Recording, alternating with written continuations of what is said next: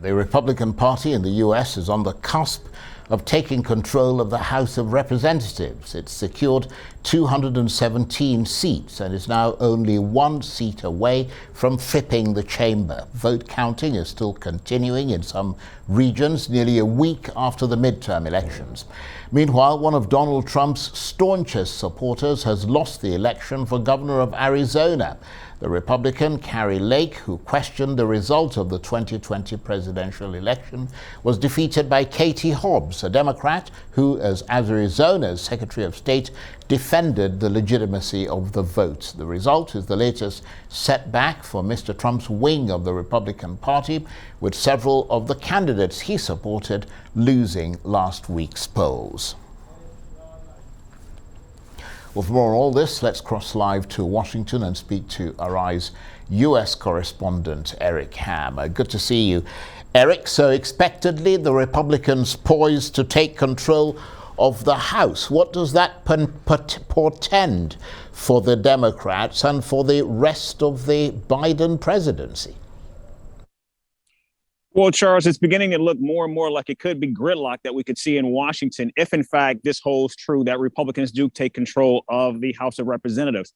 But, Charles, even though Republicans may take control of the House of Representatives and they're only one vote shy of doing so, they're still not out of the woods yet. We do know that Kevin McCarthy, who is vying to be the Speaker of the House, does not have the votes at this time. And we have heard from Republican Congressman Don Bacon from Nebraska, who has said that if, in fact, Kevin McCarthy or any other Republican cannot get to that vaunted 218, that he will gladly work with Democrats to try to secure someone to be the Speaker. Now, we don't know who that person will be, but that's what we're seeing right now. And also many of Kevin McCarthy's supporters, including Jim Jordan and Marjorie Taylor Greene, are trying to coax the party to move towards the Kevin McCarthy side. So what we're seeing now is some battles beginning to take place within the Republican Party as they not only try to build a coalition, but of course, look forward to actually governing as well.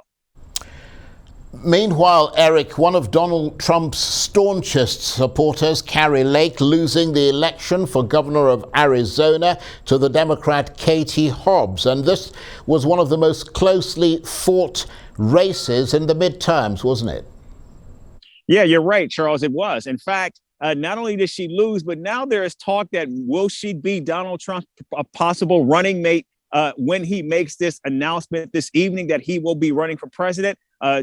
Kari Lake has been someone who was an election denier. She was an ardent supporter of Donald Trump's. In fact, she is now saying that the election in Arizona is a sham. Will she try to go as far as what we saw from Donald Trump and on January 6th? It's highly unlikely. But now what we're seeing is Arizona is looking more and more like a purple state, and it could be very difficult for Republicans to try to take control of that state to secure the electoral votes they will need, of course, heading into 2024 when they are trying to vie for the White House.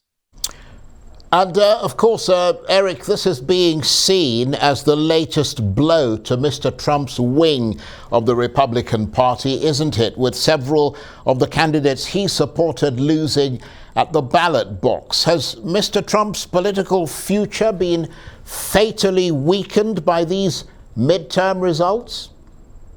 Charles, that is a very good question. And many, not only within the party, but many outside the party are saying that it is a resounding yes, that we're seeing now a wounded Donald Trump who is going to make this announcement tonight. And many say that he is actually limping to this decision because he is seen as so weak and so wounded, because so many of his high profile candidates that he got behind, that he supported, have all begun to lose. And of course, now he's hanging his hat on Georgia, where he is hoping that Herschel Walker can somehow pull off that runoff and get elected to the Senate. It won't change the outcome, but what we're seeing right now is Donald Trump is perhaps at his weakest moment at any other point since he actually came down those gilded staircases to announce that he was running for president in 2016. And Eric, the more observant of our viewers will notice that you're not at your usual spot whilst doing your analysis this evening. You're on location at the Center for Journalism and Democracy at Howard University in Washington. They're hosting their first annual Democracy Summit, and I understand former President Barack Obama will be giving remarks virtually at that event. Yeah, that's right, Charles. And imagine the timing where we know that Donald Trump is going to make this major announcement tonight, and you're having conferences like this that I am at here in Washington taking place in Dallas as well as in New York.